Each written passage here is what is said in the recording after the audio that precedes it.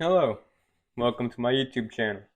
This is my first video, so that's pretty dang cool. For those of you who don't know me, my name is Christian David. I am 19 years old, and I've been bladesmithing for just short of 2 years now. This is the full build of this thing right here, a little bit of a sneak peek. But you gotta wait till the end if you want to see some detailed shots of that.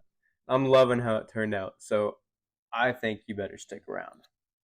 Now, before we get into it, I kind of like to throw a disclaimer out there, apologize a little bit. This was shot on my iPhone, a little cheap Amazon mic. I wasn't planning on making a YouTube video. It kind of just happened. Like, hey, what if I make a YouTube video about making this thing? So that's what I did. At first, I was filming it, but I was planning on posting it on like Instagram or maybe even TikTok if I was feeling silly. But so like the first 5 minutes or so of this build was filmed vertically instead of horizontally. So I apologize for that, but it does switch to horizontal a little bit in. So yeah, let's just get right into it.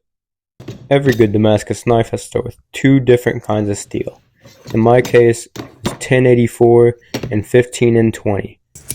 The 15 and 20 has a little bit of nickel in it, so that means it will resist the acid etch when I etch the blade at the end. That will make a little bit more sense once we get to it. I measure out and make a mark at 4 inches, so I can cut these out into 4-inch long pieces.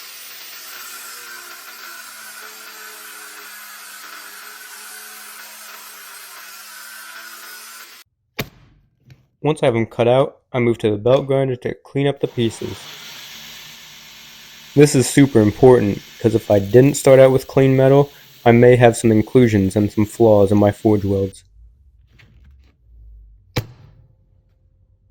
With all the pieces cleaned up, I start stacking them, alternating 15 and 20 and 1084.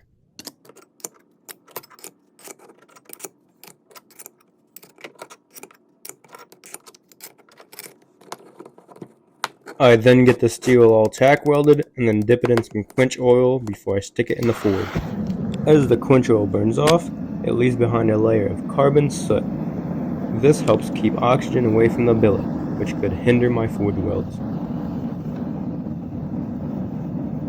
Once my billet is up to temperature, I use quick hard strikes to make sure that everything sticks together. I'll end up doing about 3 of these forge welding heats, making sure to let the billet soak in the forge at a high temperature in between. This allows for cross-boundary grain growth, which I don't understand in too much detail, but I know it helps make sure I have super clean forge welds.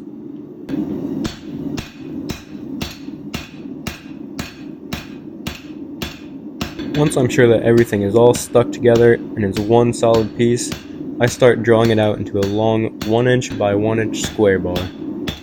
For this knife, I'm going for that super bold, low layer pattern. If I wanted to have a higher layer count, I would cut it and restack it before I start drawing it out. Once I get it to the right size, I come back and soften up the corners a little bit. This just helps me to not get super bad inclusions in my knife from the sharp corners when I twist the steel.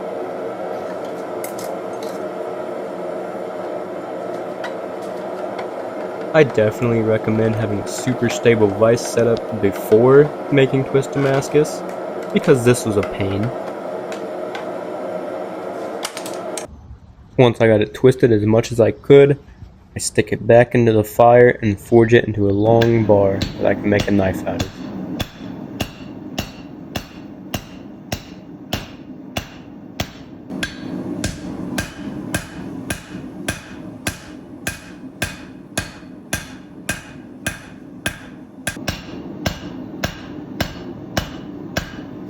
The dimensions I was shooting for was about 3/8 of an inch thick and about 1.5 inches wide.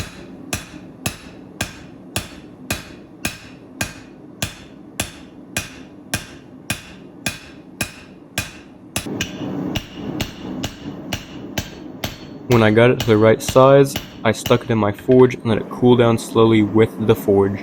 This process is called annealing.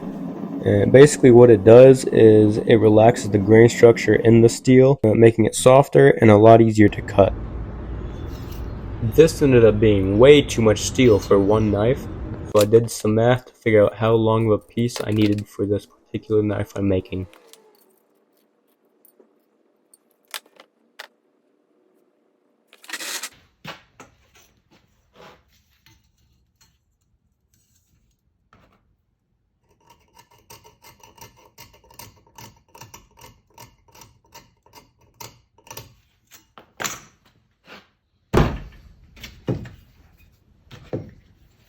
Right here is where I realized I wanted to make a YouTube video out of this, so I started filming horizontally. I used some wax paper so I can trace over my sketch to give myself a little template, which will be useful now and a little bit down the road.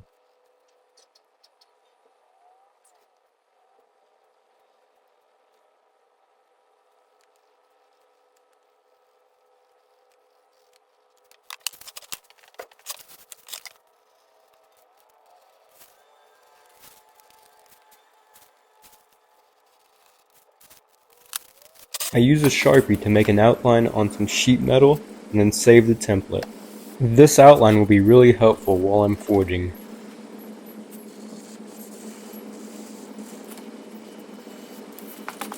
The tip is probably the hardest part about forging a knife, so I left this entire heat unedited so you can see what I do. The key is to have it hanging over the anvil just slightly and then swing your hammer so you hit it back towards yourself. And then you turn and start hitting in the sides to prevent any mushrooming of the steel. This just helped me keep the bar a consistent thickness.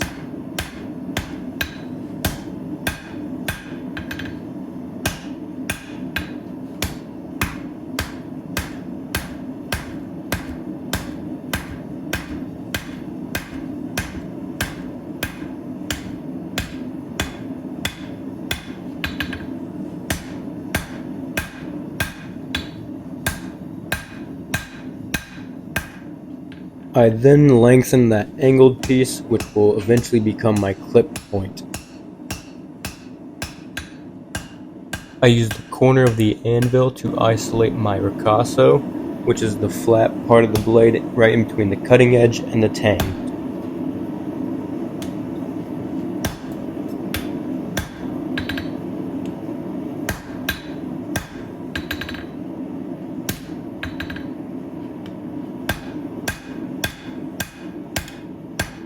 Once I have that where I want it, I then isolate material for the tang and begin drawing it out.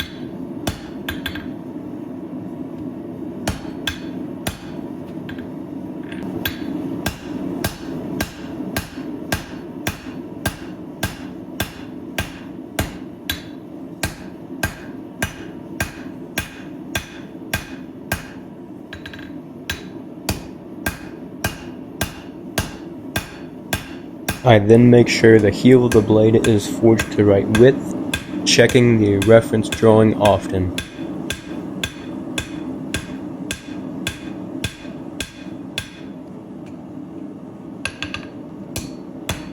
When I have it where I'm happy, I then move on to forging the edge bevels. You can see the more I forge along the edge and stretch that steel out, the more the tip wants to bend upwards towards the spine. I correct it by hitting it back down. It's pretty close, but I still need to add a little bit of width, especially towards the tip.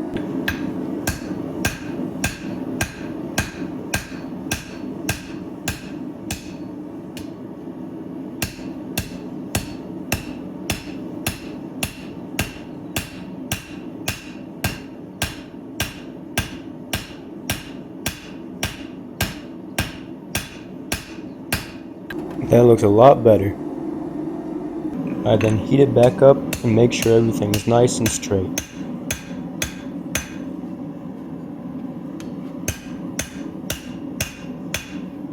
Once I'm done forging, I'll heat it back up and stick it in my bucket of vermiculite. Vermiculite is a good insulator. This helps the steel cool down very slowly. It's a great way to anneal the metal, making it much easier to cut and grind.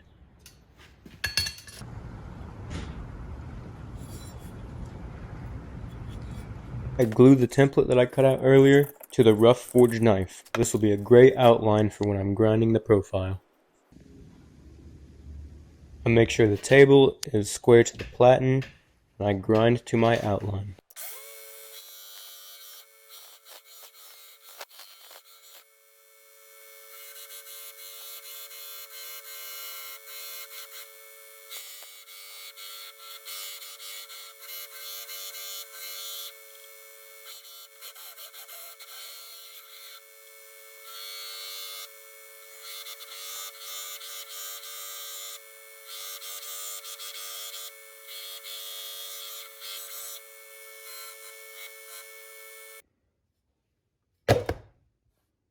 I then make sure I clean up the flats of my blade. I'm not too worried about the edge because that scale will be removed when I grind my bevels. I then use my granite surface plate and height gauge to give me outlines while grinding the edge.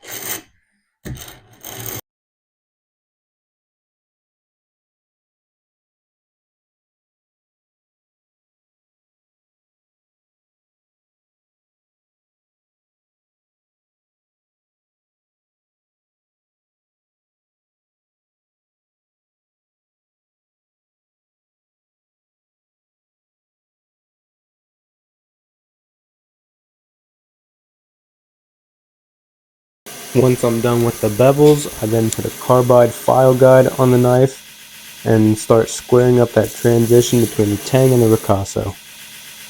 This helps a ton with getting a perfect guard fit up.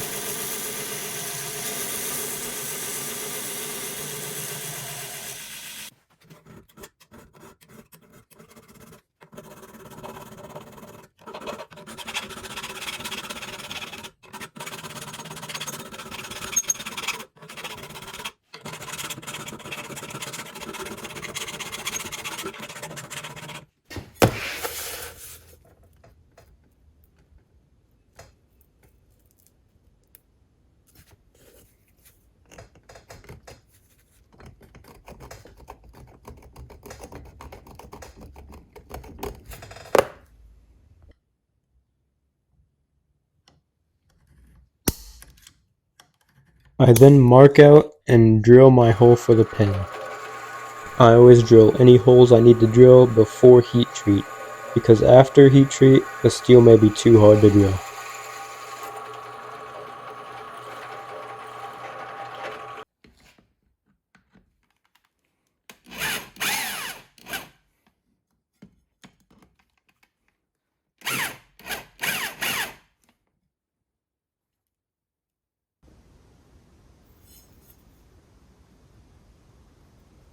Time to move on to the heat treat.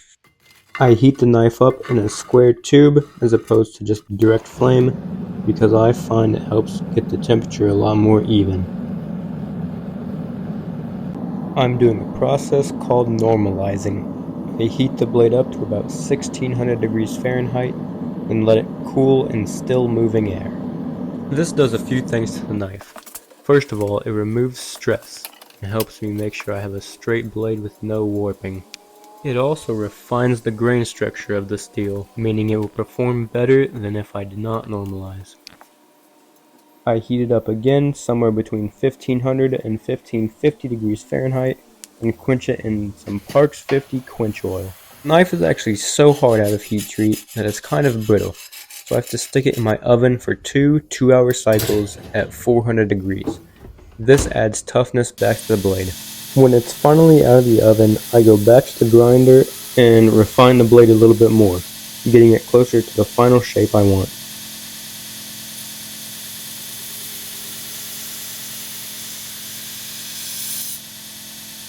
I leave the edge about 40 thousandths of an inch thick, and then I move a slack belt to convex the edge down to about 10 thousandths.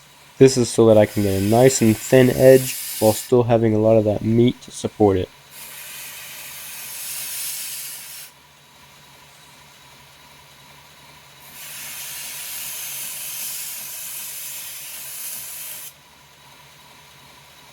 Then I give it an edge to do some testing.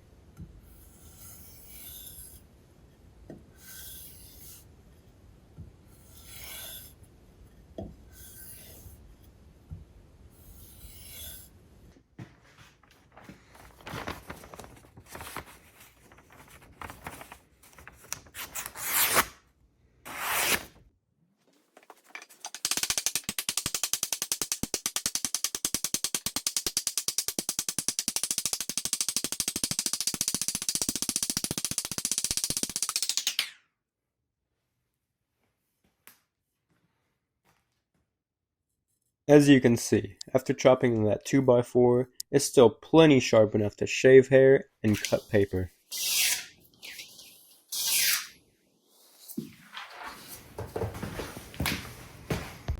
I take a piece of brass, stick it in that hole I drilled earlier, and then peen it over.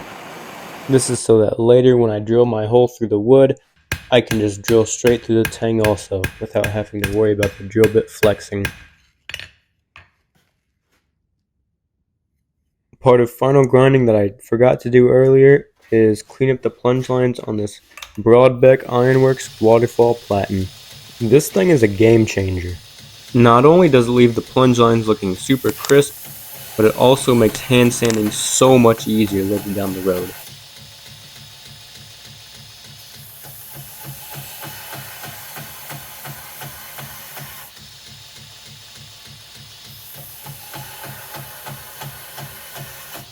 Time for every bladesmith's favorite part about making a knife: hand sanding. Luckily for you guys though, I'm condensing this 6 hours of work into about 30 seconds.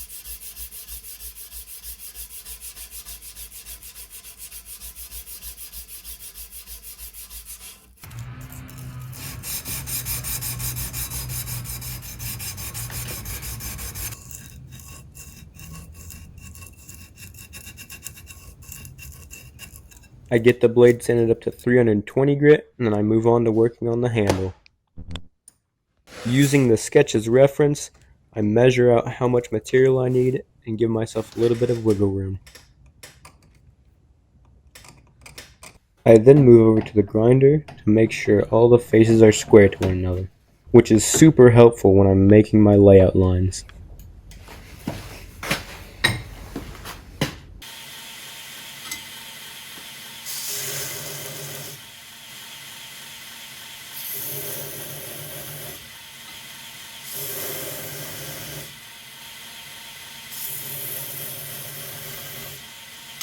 I scribe myself a bunch of lines to give me a good layout of where I need to drill my holes for the tang.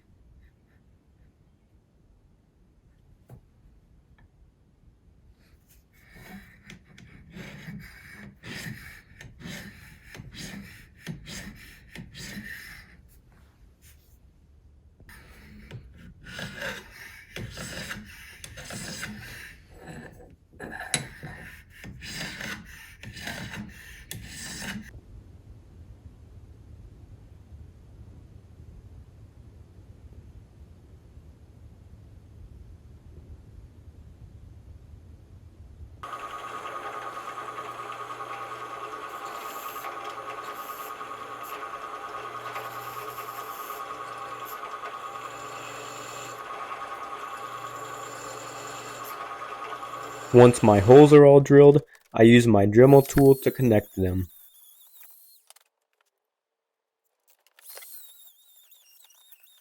Then I move on to files to widen out the hole for the tang.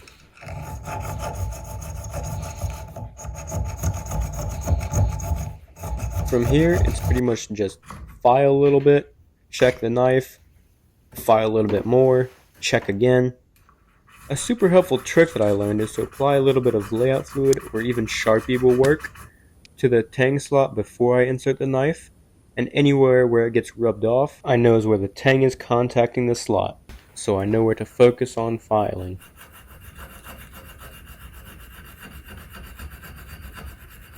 And there you have it, perfect guard fit up. Oh, just kidding. I filed a little bit too much on the sides, so now I have a massive gap.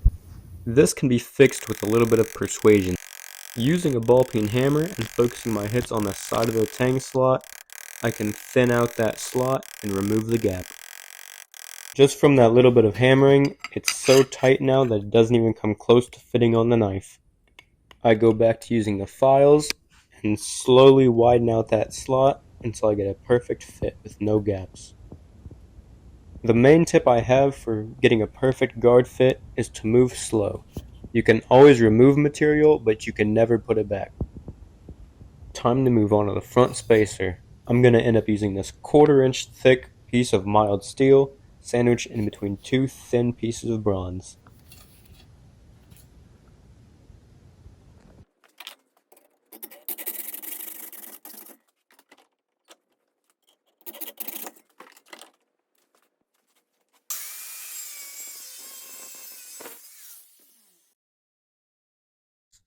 forgot to film it, but I got the slots all drilled and it all fit up to the knife. It's the same process as making a slot for the guard though. I've got this piece of desert ironwood that I think will just be perfect for this knife.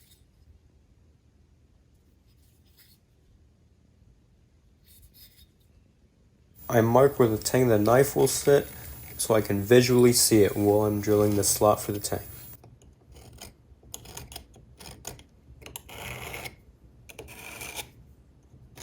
I then go back to my granite surface plate to scribe some layout lines for the tang slot.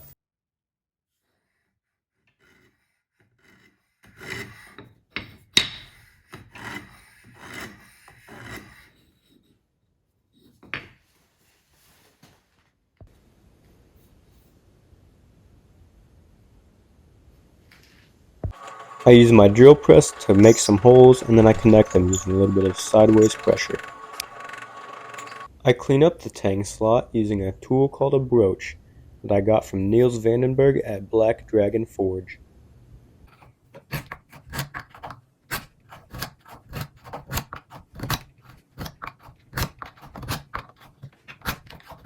Once I have it close, I use that same Sharpie trick that I used for the guard to see where the wood is contacting the tang, so I have a better idea of where I need to remove material.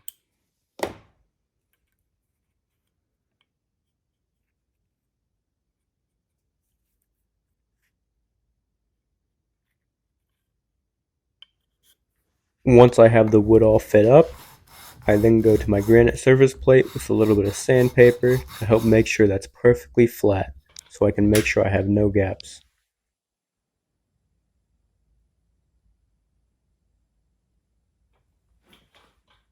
When I'm satisfied, I'll make a template of the handle and then glue it to the wood.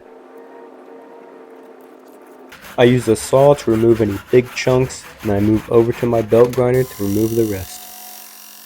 I find it so satisfying watching the belt just eat away at the wood.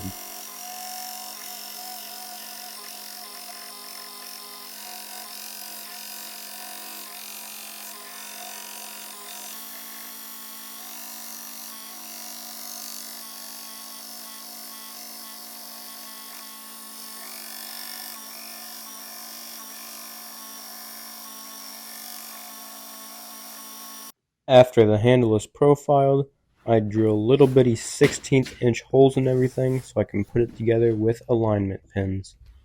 From here on out, there will be a lot of taking it apart to work on a piece and putting it all back together to see how everything looks and feels. The alignment pins are super helpful for this because they guarantee that the knife goes back together exactly the same every single time.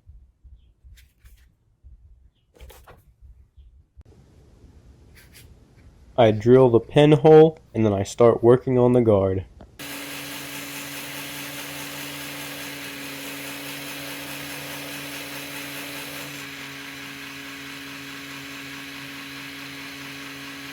Once I have the guard profiled one way, I go back to the grinder and profile it the other way, rounding everything out.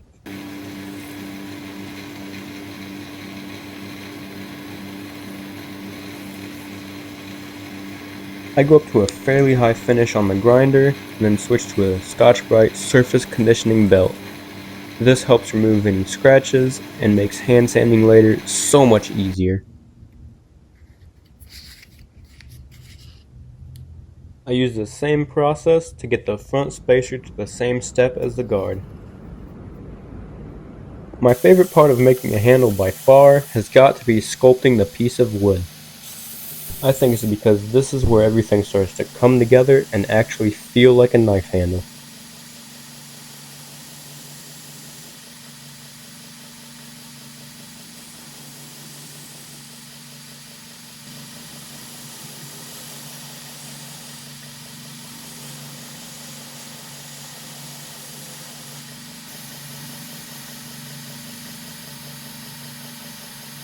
I get the piece of wood profiled in both directions, and then I start breaking in the corners, rounding everything out, and making it super comfortable.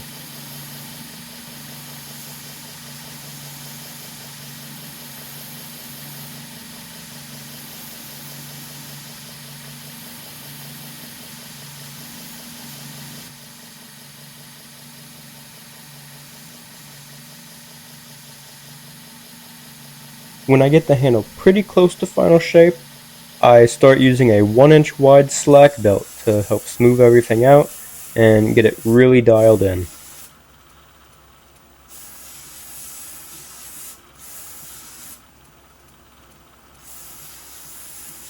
The last thing that I need to do is heat up the guard and bend the lugs.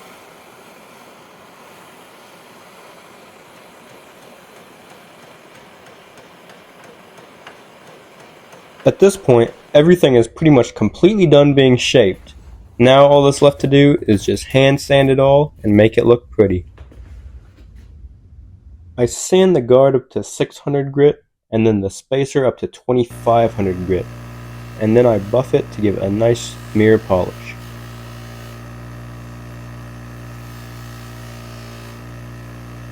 Then I sand the handle up to 1000 grit, making sure to keep those facets nice and crisp. The facets on the handle don't really serve any ergonomic purposes, they're mainly just there for looks. Although a lot of bladesmiths prefer to put facets on their handles. One, because they look cool and they catch the eye, but also having super crisp lines is seen as a sign of skill. When it's all sanded up to 1000 grit, I apply a thin layer of oil to reveal the grain.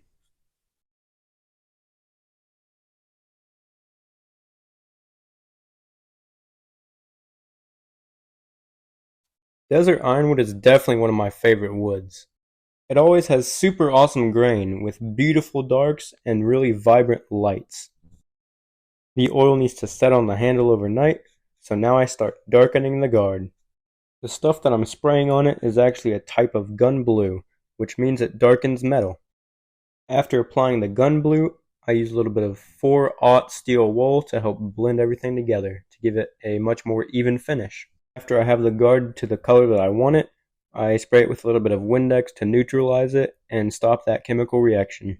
Now that all the parts of the handle are finished, it's time to go back and finish the blade. I sand it up to 1000 grit and then stop to electrochemically etch my maker's mark. To do this, I use a DC power supply I got off Amazon, a piece of scrap metal, and a cotton pad with a little bit of salt water.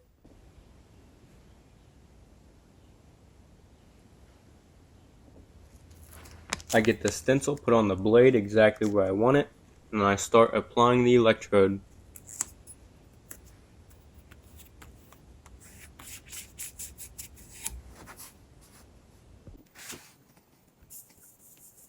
The DC current mixed with the salt water actually eats away at the steel behind the electrode. The stencil is actually made of vinyl, which resists the etch, but it has like a mesh thing on my maker's mark, so it allows that steel to be removed. Then I go back with the 1000 grit sandpaper and make sure everything is nice and clean.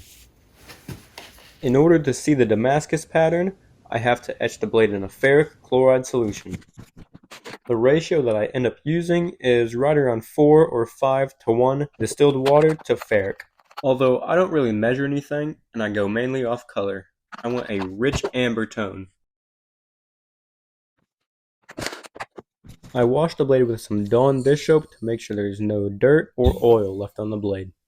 If I etch the blade with any kind of residue on it, it could end up looking really splotchy and uneven.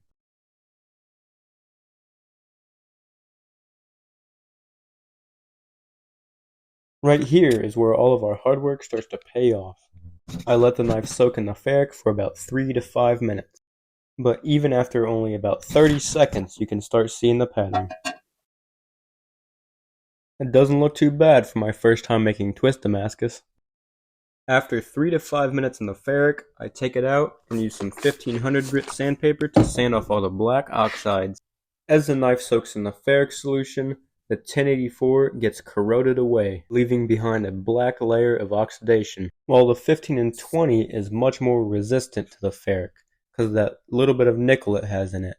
As the 1084 gets eaten away by the ferric, the surface level actually drops slightly below that of the 15 and 20, creating a little bit of topography in the steel. I end up doing that ferric etching cycle a total of 3 or 4 times, or until I get the right depth that I'm looking for.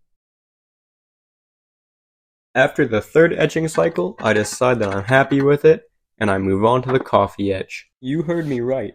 Instant coffee, like the stuff that you drink, although this might be the strongest coffee you've ever had. Soaking the knife in coffee actually makes the 1084 a super deep black, while leaving the 15 and 20 practically untouched, giving the Damascus super insane contrast. I let the knife soak overnight in the coffee, and I was absolutely tickled to death with how it looked. I rinse it off at the sink and then blow it dry with the air compressor. The black oxides are actually pretty delicate first coming out of the coffee, so you want to make sure not to rub the blade for a while to make sure the color doesn't get rubbed off. After about 10 or 15 minutes, I super carefully rub a little bit of oil on the blade.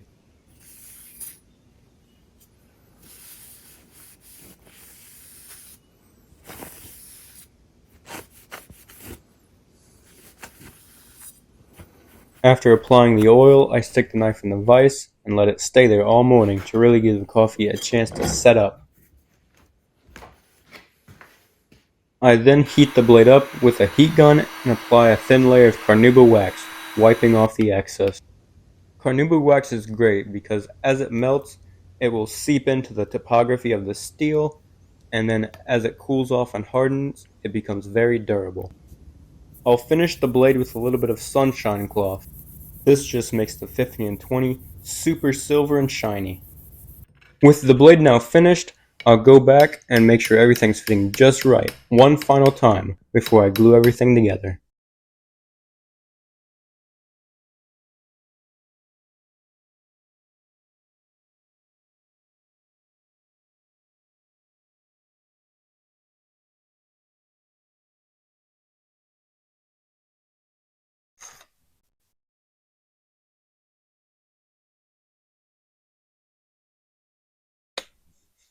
The pin was actually so tight I could barely get it in by hand, which is exactly what I was going for. So with everything fitting just right, I move on to gluing it all together.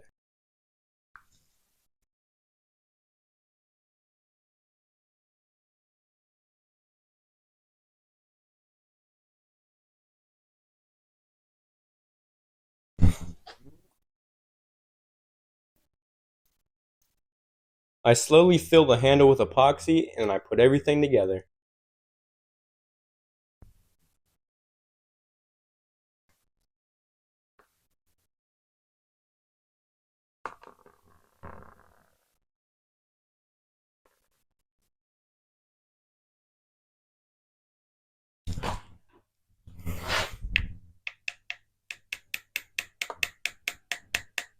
With everything put together and the pin tapped into place, I wipe off all the epoxy that dripped out and apply a generous coat of paste wax. This just helps prevent any epoxy that may drip out of the handle from setting up. However, I still highly recommend checking on the blade every once in a while and wiping off any excess epoxy.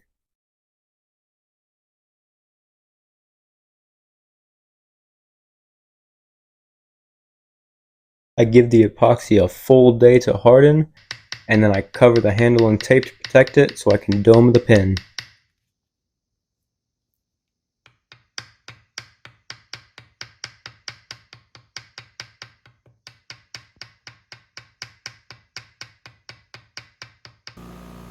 I give the domed pin a quick buff, and then move on to working on the sheath.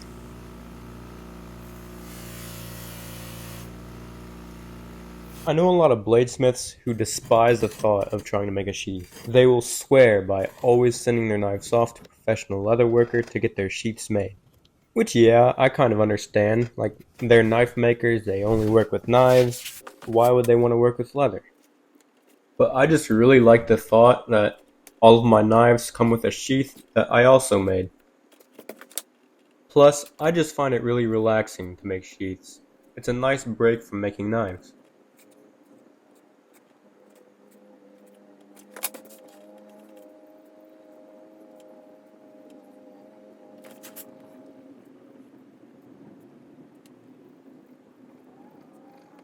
With the paper template made, I trace it onto a piece of leather so that I can cut it out with a leather knife that I made myself. Alex Steele is a pretty popular blacksmith on YouTube, and he always says that if you need a tool, you can make a tool. And that's actually a really good pro of being a bladesmith. I used to use razor blades to cut out my leather, and they worked okay, but there was still plenty of room for improvement. So I made myself a little utility knife, and I'm so glad that I did. It's a lot more comfortable in the hand, and I think it cuts a little bit better too. I'll definitely be making a couple more later down the road. I need to cut out the two sheath faces, the belt loop, and the pieces of the welt. The welt is essentially a spacer so that the sheath has space for the knife to fit in, but it also protects the stitching when you're sliding the sharp knife in and out.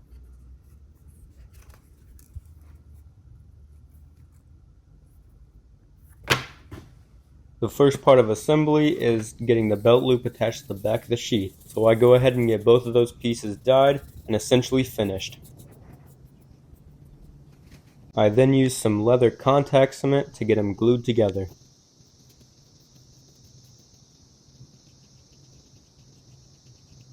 Along with the glue, I also do a mechanical connection with these copper rivets. I use this tool here to punch the hole for the rivets, and this tool here to drive the copper washers on.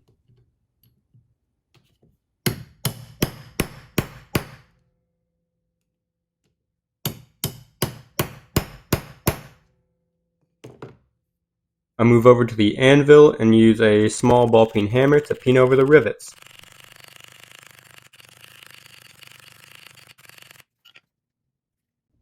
While I'm at the anvil, I'll use this small punch to add my maker's mark.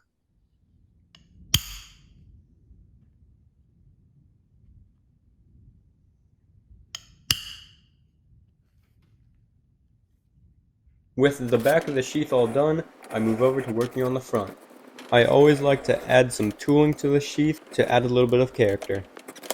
I create an outline for the tooling, add a little bit of water, and then use a homemade punch. The water softens the leather so that my punch can make a really good indentation. The punch I'm using is made out of a 1/2 inch bolt that I kind of roughed up with a Dremel tool. It leaves behind a rough, almost rock-like texture. I learned this trick from Curtis Holland at Freehill Blades on Instagram. He's an extremely talented bladesmith who also makes his own sheaths, and he uses this pattern pretty frequently.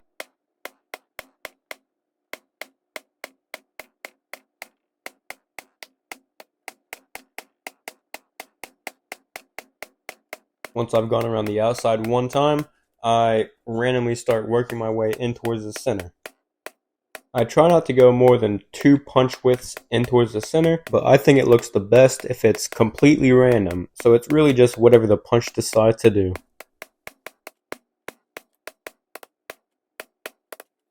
With the tooling completely done, I then die the front of the sheath.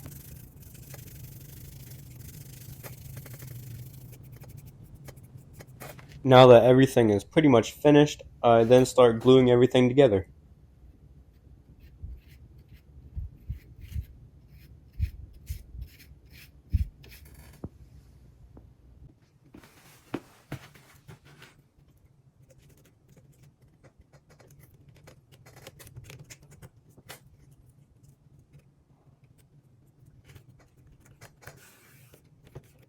Before I glue on the front of the sheath, I like to take a moment and make sure the knife will slide in and out just fine, and the tip is resting nice and comfortably. I'm happy with that, so then I glue on the front of the sheath.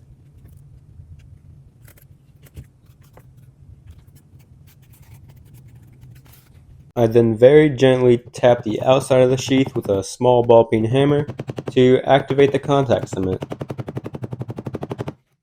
After letting it dry for a couple hours, I then make the groove where my stitching will be.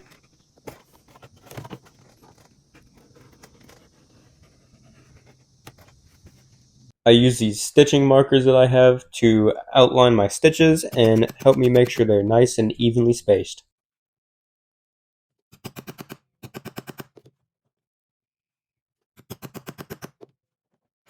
This sheath is actually too thick for the punches to go all the way through, so I use the drill press to follow my outline and make those holes go all the way through.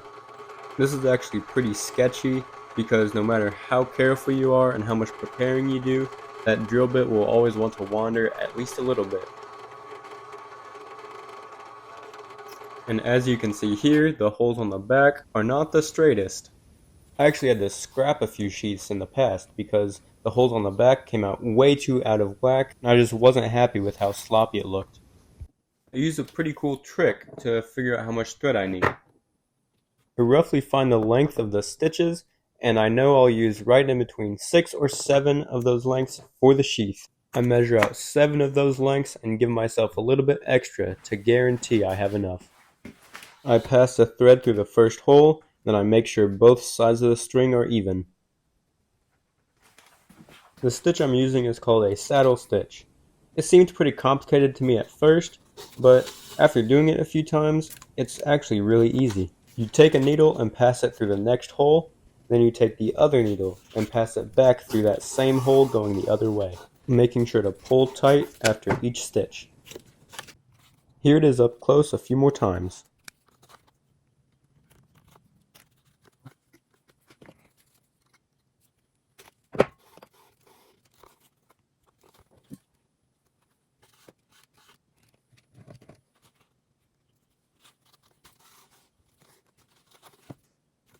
I find it a lot more comfortable to hold the sheath between my legs and do it sitting down. This way I can have one hand per needle and I don't have to worry about holding the sheath at all. If I can get into a good rhythm, I can typically have a sheath this big stitched in less than an hour.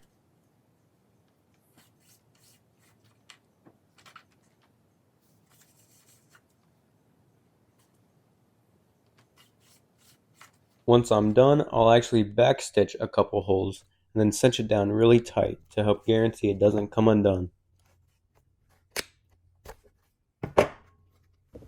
I get both pieces of string coming out the back of the sheath, and I cut them off with a sharp knife, and then I use a lighter to kind of melt the ends and make sure they don't come undone, and to smooth them out.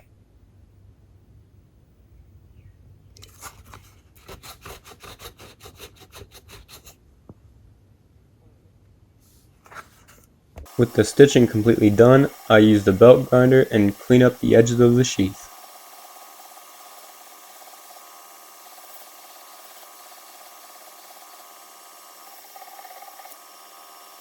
Then I use this tool here to bevel the edges of the sheath. This just helps kind of soften up the corners and make them look a lot cleaner.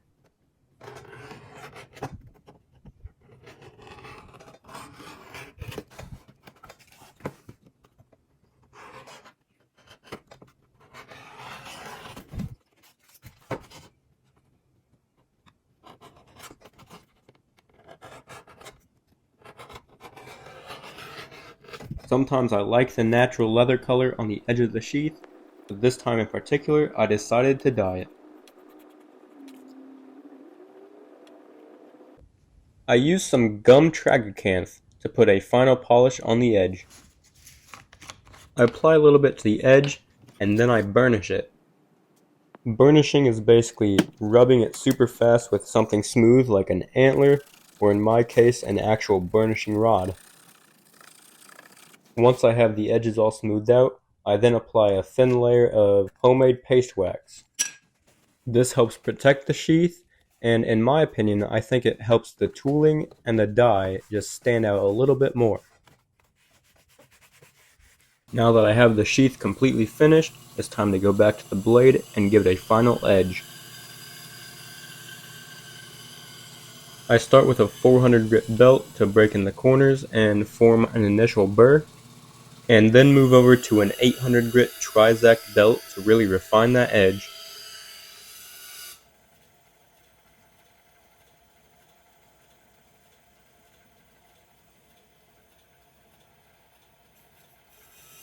Anytime you're sharpening a knife, you're forming a little tiny micro burr on the very edge, which may cause the blade to seem not that sharp. So I do a few passes on this leather strop to remove that micro burr and give me a true edge. And with that, This blade is finally finished.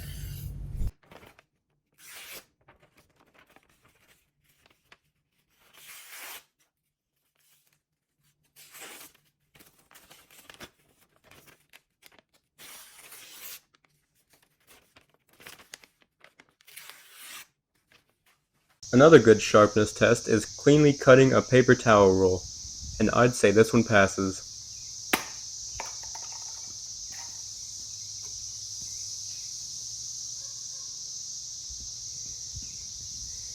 And you know I had to have a little bit of fun.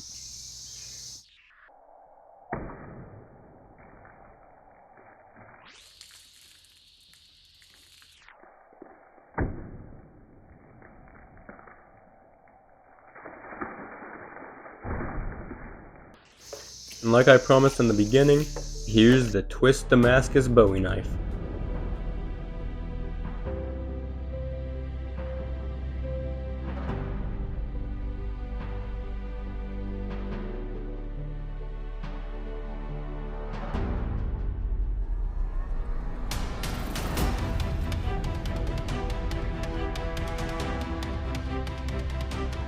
I'm super happy with the way this turned out. There were so many challenges when it came to making this knife, and there were a lot of firsts. Like, this was my first time ever making Twist Damascus, and I've also never made a handle this complicated. To be honest, I wasn't even sure if I'd be able to pull this handle off. With these crisp facets that run from the guard, through the spacer, and into the wood, I thought it was out of my skill set. But I managed to impress myself, making a knife that almost identically resembles the one that I drew up. This knife is by no means perfect. However, I'm still really satisfied with it, and I learned a ton. I plan to use what I learned and apply it to my next knife, continuing my goal of making each knife better than the last.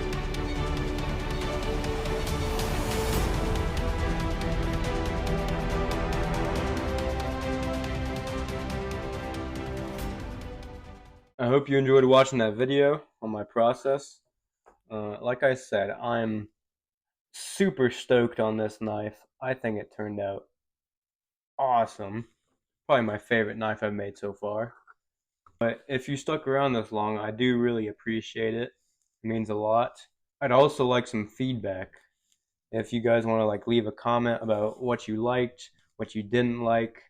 Do you like these long videos? Or do you want me to go into less detail? Maybe some suggestions on my next video? Just let me know. Let me know what you guys thought.